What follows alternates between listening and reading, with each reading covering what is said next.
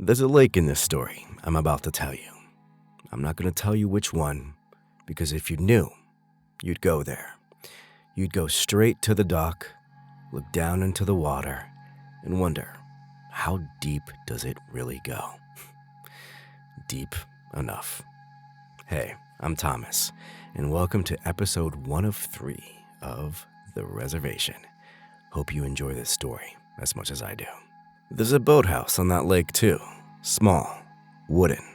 The kind of structure nobody looks at twice. A place for oars and life jackets and the smell of gasoline from an old outboard motor nobody's used in years. If you walk past it today on a quiet Tuesday with the lake flat and gray, you would have no reason to stop. No reason to wonder what's underneath the floorboards or why one section of decking is a slightly different shade than the rest. By the time this story ends, 3 years from the point where it begins, that lake will have given up secrets that took a decade to sink. Divers will go down into the water that hasn't seen sunlight in years. A detective will stand on that dock and ask a question that nobody wants to answer. In 12 cabins that once smelled like sunscreen and campfire smoke will smell like something else entirely. But right now it's just a lake.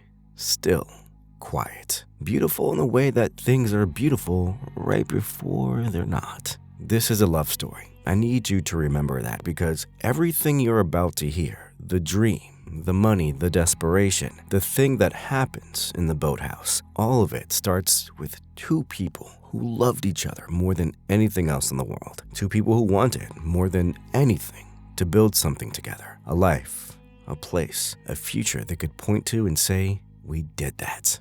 That's not the twist. That's the tragedy. Because sometimes the thing that starts as love doesn't die.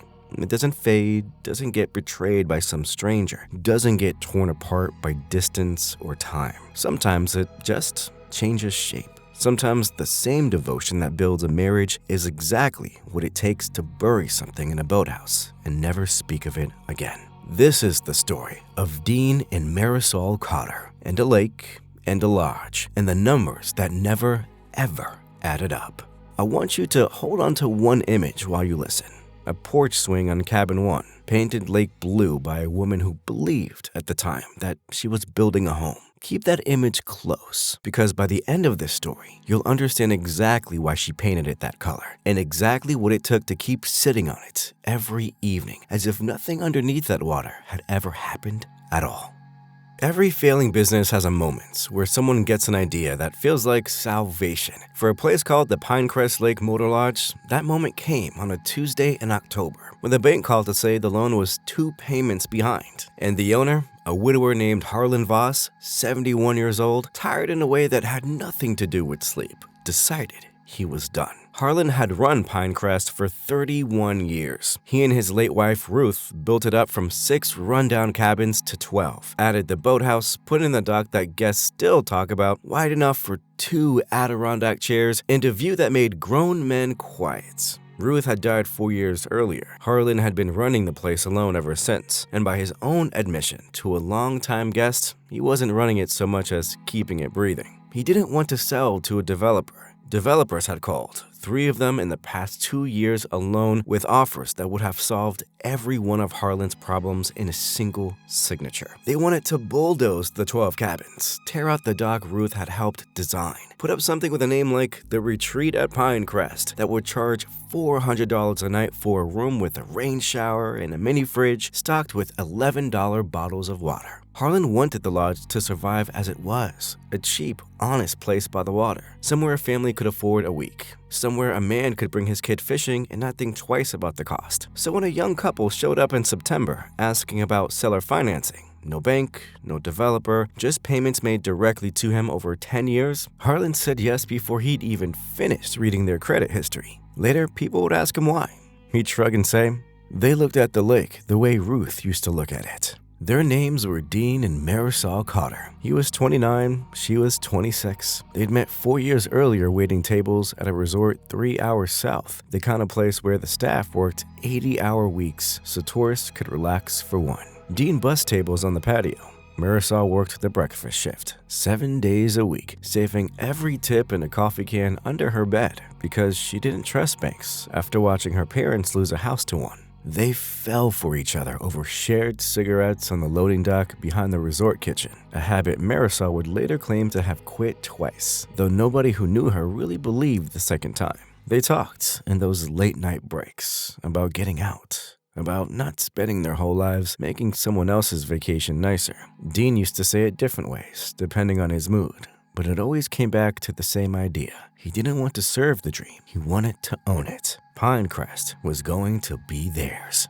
They signed the papers on the rainy Thursday in November at a lawyer's office 40 minutes from the lake, using almost every dollar Marisol had saved in that coffee can as a down payment. They moved into the owner's cabin, Cabin 1, closest to the water, the one with the porch swing Ruth used to sit on, with everything they owned packed into the bed of a borrowed truck. Dean's mother cried when she saw the place, not out of joy, out of worry. She would tell me years later that she knew the math before either of her children did. But for the first 6 months, none of that mattered. It was, by every single account anyone could give me, guests, the one part-time employee, even Harlan himself, who stayed in touch, the happiest either Dean or Marisol had ever been. Marisol repainted the cabins herself, one by one, over the course of a freezing April, choosing a soft lake blue that guests would later say made them feel like they were staying in a postcard. She hung string lights along the dock railing. She hand-lettered a new sign for the office window, Pinecrest Lake, since 1974, keeping Ruth and Harlan's founding dates, even though the place was now legally theirs. Dean spent that same spring underneath the dock, replacing boards that had been rotting since the Clinton administration, restaining the boathouse, rebuilding the little pump house that kept their well water running. He was good with his hands in a way that surprised even people who'd known him for years. He built a fire pit out of stones he pulled from the lake bed himself. He fixed the ice machine that had been broken since before he and Marisol even arrived. They ran the front desk together in those early months, splitting 12-hour shifts, falling asleep most nights before either of them had eaten dinner. They made love in the boathouse, not the cabin. The boathouse, because it was the only structure on the property without a guest walking past the window at any hour of the day or night. Became kind of a joke between them. Our place, Marisol called it. The one room that's just ours. They didn't have money. What they had was each other and a lake and a plan. And for 6 months, in the spring and early summer of the first year, that felt like more than enough. The plan was the problem. Here is what Dean and Marisol didn't fully understand when they signed those papers in that lawyer's office. Seller financing doesn't erase the math. It just moves who you owe and quietly changes the terms of exactly how much room you have to be wrong. The first crack came in June, less than a year in, when the county health inspector flagged the septic system during a routine review. It wasn't failing yet, but it was old, original to the property, installed the same year Harlan and Ruth opened, and it would need full replacement within 18 months, or the lodge would lose its operating permit entirely. $80,000. That was the estimate. $80,000 neither Dean nor Marisol had on a property they were already paying for twice. Once to Harlan, once indirectly in the form of every repair Harlan hadn't mentioned during the sale, possibly because even he didn't know. They took out a second loan through a small regional credit union, using the lodge itself as collateral on top of what they already owed Harlan. Dean remembers signing that paperwork and feeling, for the first time since they had arrived at Pinecrest, something close to dread. Then came the wildfire. Not on their property. 2 counties over, close enough that the smoke turned the sky the color of a healing bruise for 6 straight weeks in July and August, their first real summer season. The season that was supposed to make the year's numbers work. Bookings canceled. The ones that didn't cancel complained about the smell, about not being able to see the far shore, about the ash on their car windshields in the morning. Occupancy that should have carried them through the winter came in at less than half of what Harlan's own historical records had shown. By the time their second year began, Dean and Marisol were making a mortgage-style payment to Harlan every month, a loan payment to the credit union for the septic system, and minimum payments on 2 credit cards that had quietly, without either of them fully admitting it out loud, became the only thing standing between the lodge and the power company shutting off the lights. They were, by any reasonable definition, underwater, a phrase that a lake motel could not have picked a crueler way to embody. And this is where the people who knew them best started to describe a shift. Not an argument, not a single moment, a slow tilt. The way a boat takes on water long before anyone below deck notices they're sinking. Marisol, by multiple accounts, became the one who held the numbers. She'd sit at the little desk behind the front counter after checkout each morning, calculator in hand, ledger open, trying to make the math survive one more month, then one more week. Then, by the second winter, one more day. Casey, the part-time cleaner they eventually hired, told me Marisol kept a second notebook hidden inside a guest registration binder, filled with columns of numbers in her own private shorthand, numbers that never seemed to end in her favor. Dean handled the physical lodge, the plumbing, the dock, the rental boats they rented out for $20 an hour to guests who wanted to try their luck at bass fishing. He was good with his hands. He was not good, by his own admission to a cousin years later, with a particular kind of fear that came from watching his wife do math that never worked, night after night, and say nothing about it until she absolutely had to. A regular guest, a man named Peter Aldana, who had been coming to Pinecrest every August for 11 years to fish for smallmouth bass, going back to Harlan and Ruth's day, told me something that stuck with me for a long time after our conversation. He said that in year one, Dean and Marisol argued the way new couples running a business together argue. Tired, a little snippy over nothing, quick to apologize, and quicker to laugh about it an hour later. By year two, the arguments had gone quiet. Not resolved quiet, bracing quiet. Like two people standing at the edge of something, is how he put it, sitting across from me on that same dock years later, trying to decide who was going to jump first. He didn't know at the time how literal that would eventually turn out to be. There's one more detail from that second year worth sitting with, because almost everyone I spoke to brought it up unprompted in almost the same words. In the fall of year two, Harlan Voss called the lodge directly, something he rarely did, preferring to let the payments speak for themselves, because a payment had bounced for the first time since the sale. Marisol answered. Harlan told me in the one conversation I ever had with him about that period that she didn't apologize, didn't make excuses, didn't ask for more time the way most people in her position would have. She simply asked him, calmly, what would happen if they couldn't make it work at all? Not if a payment was late, if the whole thing collapsed. Harlan said he told her the truth. He'd have to take the lodge back, sell it to whichever developer was still calling, and she and Dean would walk away with nothing but the debt on the credit cards. He remembers a long silence on the line after that. Then Marisol thanked him, said the payment would clear within the week. And it did. He didn't think much of the conversation at the time. He would think about it constantly later.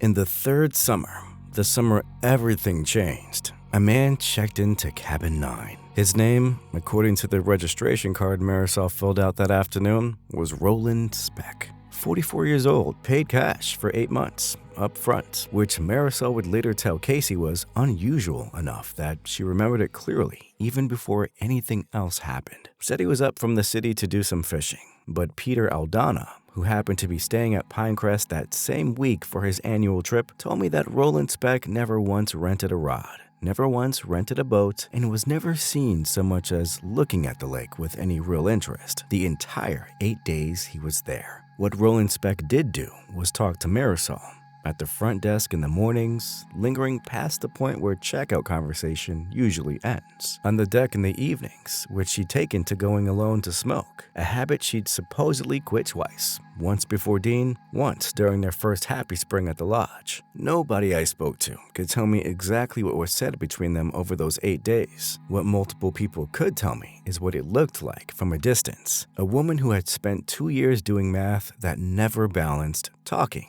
Really talking, laughing in a way Casey said she hadn't heard in months, to a stranger who seemed to have nowhere he needed to be and, more importantly, nothing he needed from her. On the 6th night of Roland Speck's stay, Dean did something he had never done in 3 years of running the lodge. He closed the front desk 2 hours early, hung a handwritten sign on the window that said, "Back at 9," got in the truck, and drove 40 minutes into town alone. He came back a little after 9 with a bottle of good whiskey, the kind they hadn't been able to afford since before the septic repair drained their savings. He didn't offer Marisol any. He sat on the porch of cabin 1, Ruth's old porch swing, the one Marisol had repainted that first spring, and drank alone, watching the dock, watching the light in the window of cabin 9 until well past midnight. Roland Speck checked out on the 8th morning, exactly as planned. He paid his remaining balance in cash, shook Dean's hand firmly at the front desk, told him it was a beautiful property, told Marisol to take care, and got in his car and drove away down the gravel road that led out to the highway. He was never seen at Pinecrest Lake again. Not by Peter Aldana, not by Casey, not according to every record anyone was able to find by anyone at all. Casey, who cleaned cabin 9 after Roland Speck checked out, told me the room was left almost unnervingly tidy. Bed made, towels folded, nothing left behind. No name in any online booking system. No phone number on file beyond the one Marisol had written by hand on the registration card. A number that, when Casey idly tried it out of curiosity months later, rang through to a disconnected line. It was as if a man had spent 8 days at the lodge leaving no trace anyone could later follow. And at the time, none of them thought that was strange enough to mention to each other out loud. But something had checked into that lodge during those 8 days that never really checked back out. And 3 weeks later, a guest staying in cabin 4 woke at 2 in the morning to what she later described in a review she left online. A review nobody thought to connect to anything until much, much later, as some kind of disagreement down by the boathouse sounded serious. Management should really soundproof better. The boathouse at Pinecrest sat 40 yards from the main dock, tucked behind a stand of pines, mostly out of sight of the cabins. A squat wooden structure that stored the rental canoes, a couple of old aluminum kayaks, life jackets gone stiff with age, an outboard motor nobody had used in years, and, according to both Dean and Marisol's own later accounts, most of the good memories of their first year together. It's also, according to the guest in cabin 4, where the disagreement happened. We don't know exactly what was said inside that boathouse on that particular night. We know only what the physical evidence, gathered much, much later, would eventually suggest, that at some point during that argument, something broke, not metaphorically.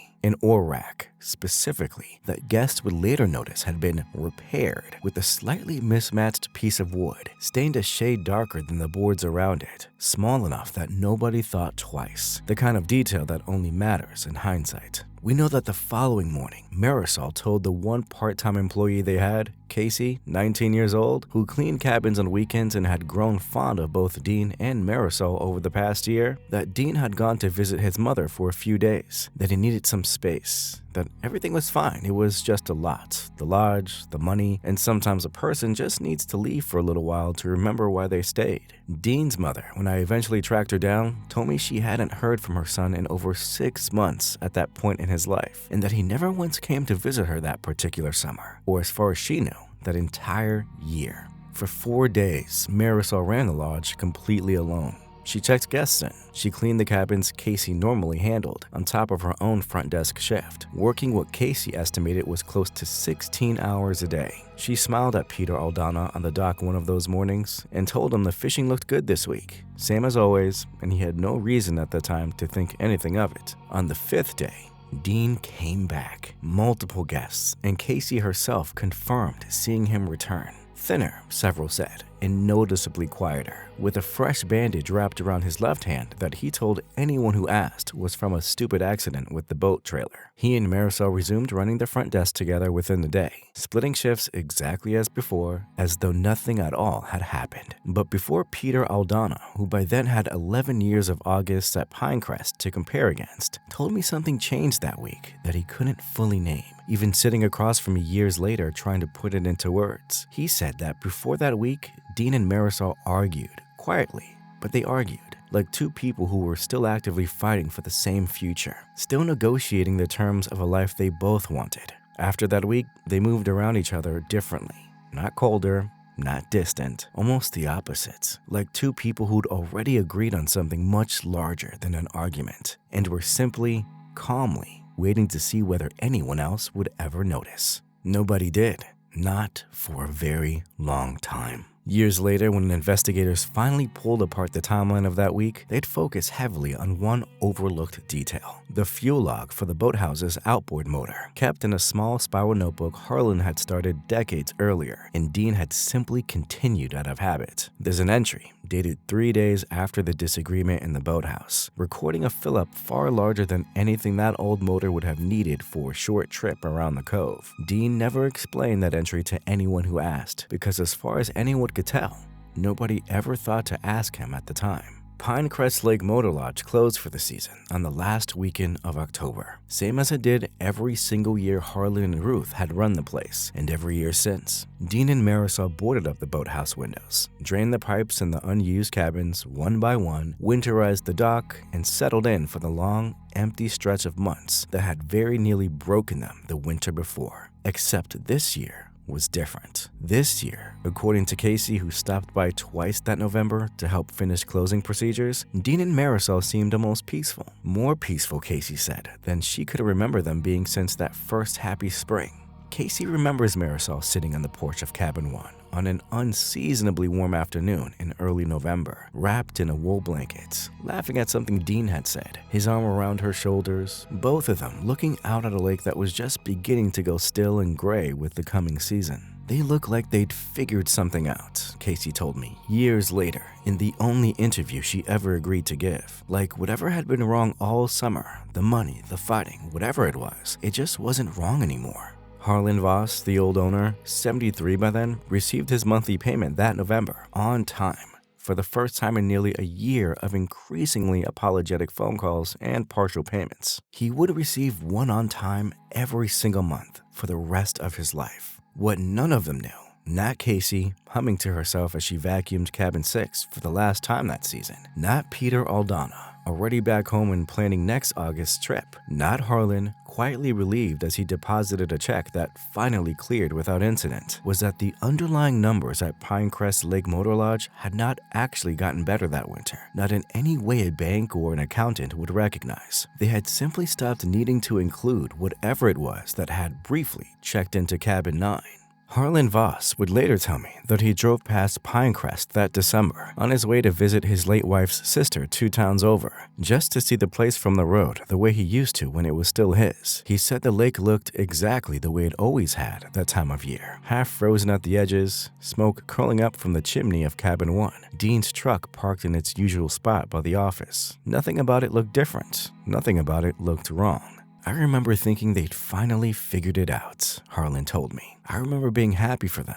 I think about that a lot now. How sure I was, looking at that lake, that everything had finally gone right. He wasn't wrong that something had changed. He was only wrong about what it meant.